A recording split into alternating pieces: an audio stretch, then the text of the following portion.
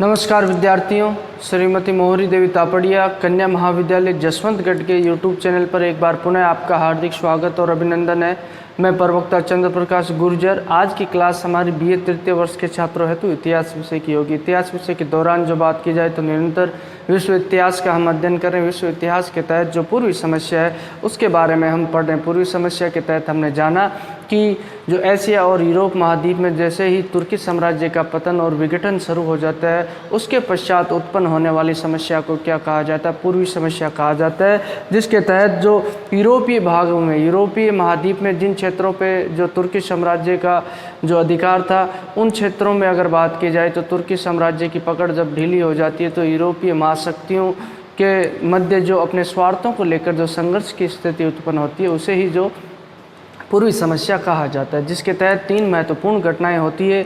एक तो जो क्रीमिया का युद्ध होता है, बाल्कन का युद्ध होता है और बर्लिन व्यवस्था। ये तीन महत्वपूर्ण घटनाएं पूर्वी समस्या के तहत हमें देखने को मिलती है।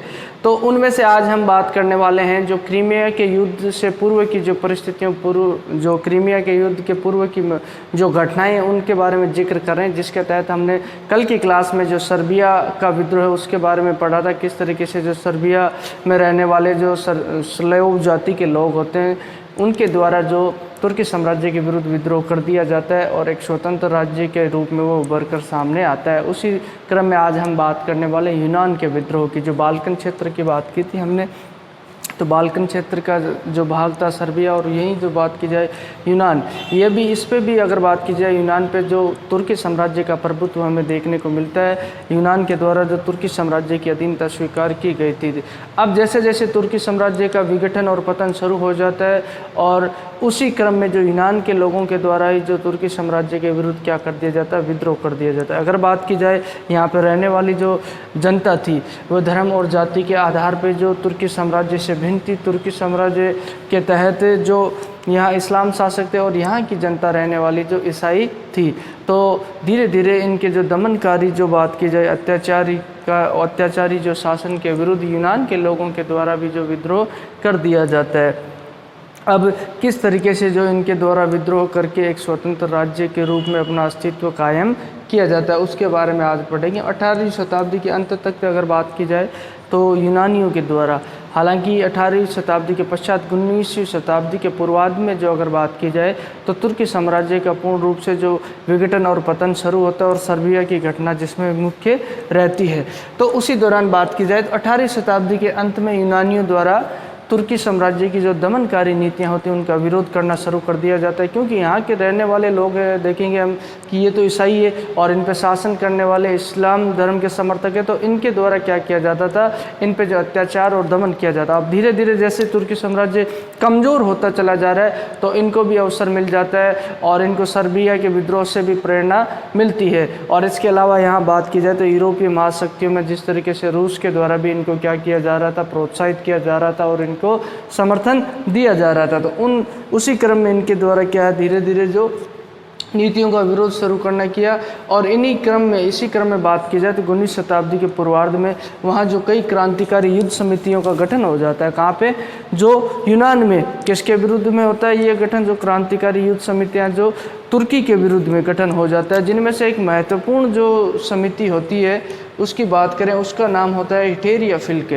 हिटेरिया फिल्के, इसका उद्देश्य क्या था? इसका उद्देश्य ये था, जो बात की जाए तुर्की को यूरोप के महाद्वीप से निकालना, यूरोपीय महाद्वीप से तुर्की को निकालना, और इसके अलावा जो तुर्की की राजधानी कस्तुनतुनिया है उस पर जो पुनः अधिकार करते हुए जो उसे यूनान साम्राज्य का भाग बना लेना और यूनानी साम्राज्य की स्थापना करना, ये इसका मुख्य उद्देश्य होता है। और इस तरीके से वहाँ की जनता के द्वारा जो कई युद्ध समितियाँ बना ली जाती है और तुर्की के विरुद्ध बात की जाए तो विद्रोह की तैयारियां शुरू कर दी जाती है। और इसी क्रम में बात की जाए अप्रैल 1821 ईस्वी में यूनान के द्वीपों में विद्रोह भड़क उठता है। यूनान की तुम देखेंगे समुद्र में छोटे छोटे द्वीपों का ये समूह यूनान देश देखने को मिलता है ज़्यादातर अगर बात की जाए तो। अब जो विद्रोह की शुरुआत है अप्रैल 1821 ईस्वी में जो द्वीपों से हो जाती है और धीरे धीरे ये विद्रोह जो संपूर्ण यूनान में फैले जाता है। और उसी क्रम में अगर बात की जाए तो यहाँ यूनानियों के द्वारा कई मुस्लिम जो शासकों की बात की जाए, मुसलमानों की हत्याएं कर दी जाती है।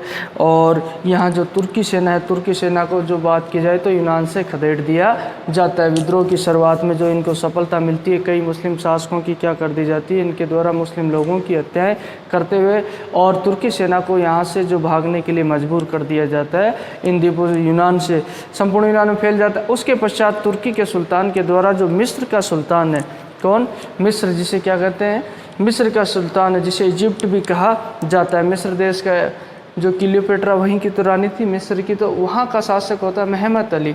मेहमत अली से इसके द्वारा क्या, तुर्की के सुल्तान के द्वारा सहायता मांगी जाती है, और तुर्की के सुल्तान के द्वारा इसको सहायता उपलब्ध करवा दी जाती है। अब इन दोनों की संयुक्त सेना, तुर्की साम्राज्य और मिस्र की संयुक्त सेना के द्वारा क्या कर दिया जाता है, जो इस विद्रोह का बड़ी ही बर्बरतापूर्ण जो दमन कर दिया जाता है, और कई यूनानी लोगों के जो कत्ल किए जाते हैं द्वेषपूर्ण, क्योंकि इनके द्वारा जो शुरुआत में मुस्लिम लोगों के हत्या की जाती, तो यूनानियों की हत्या भी इनके द्वारा करते हुए जो बहुत ही बर्बर तरीके से इस विद्रोह का क्या कर दिया जाता है, दमन कर दिया जाता है। अब दमन करने के पश्चात अब रोल शुरू होता है किनका, जो यूरोपीय महाशक्तियों का। यूरोपीय महाशक्तियों की बात की जाए तो यूरोपीय महाशक्तियों में कौन कौन सी है, मैंने बताया आपको 5 देश मुख्य थे उस वक्त। बात की जाए, एक तो आपके हो गया कौन सा, रूस हो गया, फ्रांस हो गया, इंग्लैंड हो गया, ऑस्ट्रिया हो गया, जर्मनी हो गया। इन 5 देशों की भूमिका मुख्य रहती है। और अगर बात की जाए तो इसमें जो यूनान के विद्रोह में मुख्य थे जो फ्रांस की, इंग्लैंड की और रूस की भूमिका क्या रहती है, महत्वपूर्ण रहती है। अब उसी दौरान बात की जाए, जब इन पे जो बर्बर तरीके से इनके विद्रोह का दमन किया जाता है, तो इनके द्वारा जो एक समझौता की जाती है, संधि की जाती है, किसके द्वारा, इंग्लैंड के द्वारा, फ्रांस के द्वारा और रूस के द्वारा। और समझौता करते हुए, आपस में संधि करते हुए, इनके द्वारा जो तुर्की के जो सुल्तान के पास एक प्रस्ताव भिजवाया जाता है अपनी संधि के तहत कि यूनान को क्या किया जाए, यूनान को पूर्ण रूप से जो स्वतंत्र राज्य घोषित कर दिया जाए, या यूनान की बात की जाए तो स्वायत्तता प्रदान कर दी जाए। ये बात कही जाती है कि यूनान को आप क्या करो, स्वायत्तता प्रदान कर दो, खुद ये अपने जो स्वतंत्र रूप से शासन करे। लेकिन इस प्रस्ताव को तुर्की के सुल्तान के द्वारा ठुकरा दिया जाता है।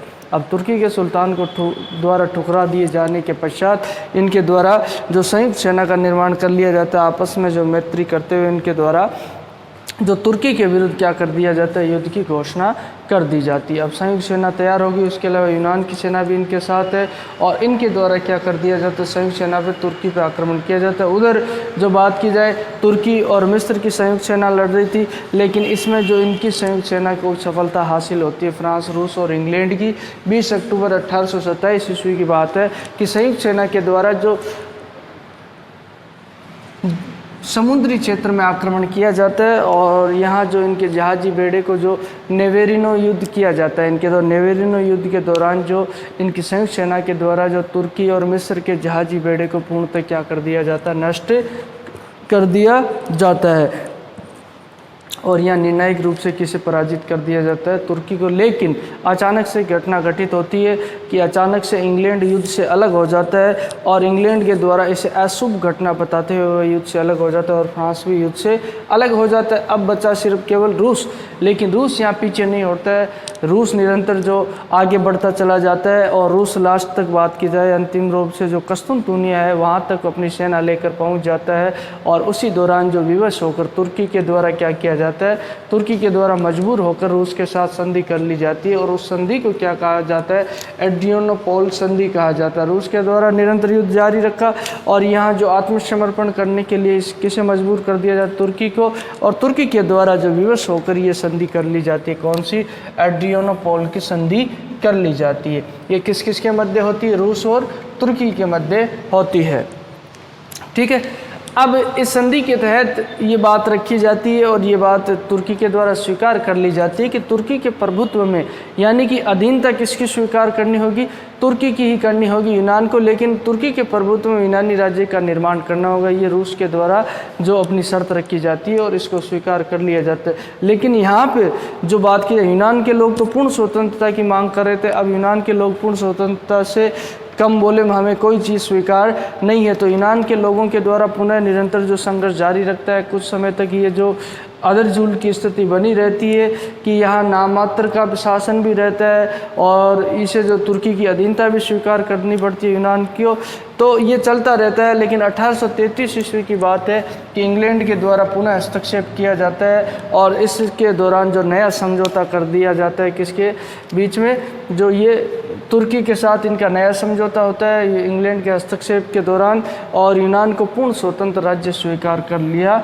जाता है किसके द्वारा, तुर्की के द्वारा। और इस तरीके से यूनान है जो तुर्की के प्रभुत्व से क्या हो जाता है, मुक्त हो जाता है, तुर्की की अधीनता से मुक्त हो जाता है। और उसी दौरान जो बवेरिया के राजा का दूसरा पुत्र होता है ओटो, जिसका नाम होता है, क्या नाम होता है, ओटो जिसका नाम होता है, और उसे क्या कर दिया जाता है, यूनान का राजा बना दिया जाता है। और इस तरीके से यूनान तुर्की के प्रभुत्व से क्या हो जाता है, मुक्त हो जाता है। तो इस तरीके से ये यूनान का स्वतंत्रता संग्राम हमें देखने को मिलता है।